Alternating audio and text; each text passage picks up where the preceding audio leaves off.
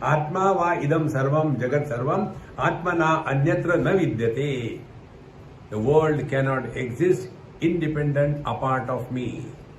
See friends, if there is no vision, no colors and forms. If we are in under anesthesia, the world doesn't exist. Like in coma. This coma example, day to day you can see that. A person who is in coma, he never suffers, but still alive. So what is realization? Living in coma.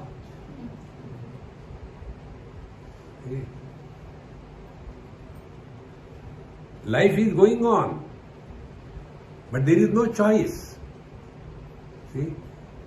If the tubes are taken out, take out, never mind. The life is lived through us, but there is nobody who is living the life. Atma va idam jagat sarvam atmana anyatra na vidyate.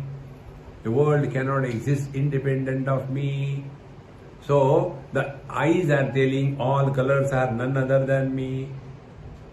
Mind is telling all the sense organs and organs of action are none other than me. The Vijnanamaya Kosha, I tells, I alone is the mind, I alone is the sense organs, I alone is the body. And this Vijnanamaya Kosha is none other than expression of the Chetana, the life principle. And life principle is the expression of the Shuddha Chaitanya. See friends, when we are in the objective world, we are far away from ourselves. But when we come back, dropping everything, we are nearer than the nearest. It is something like the horizon. Where is the horizon? Far away. Where is the space? I am in the space. See? So when we are getting lost in the periphery of our personality, my children, my parents, my society, my property, my childhood, going away and away and away. Ishavasya says that it is nearer than the nearest for those who know, and it is far away for those who do not know. See friends, we don't have to cross distances. It is something like the distance between the husband and the man. What is the distance? It is neither in time nor in space. Therefore, the real spiritual practice is not a spatio-temporal journey, but it is only wrong notions are discarded and right understanding dawns. So, Atma va idam jagat sarvam atmana anya na vidyate. Nothing exists without me. If I am not there, my son cannot be. If I am not there, my wife cannot be. If I am not there, my husband cannot be. Everything is dependent on me. Alas, this I is not known to us.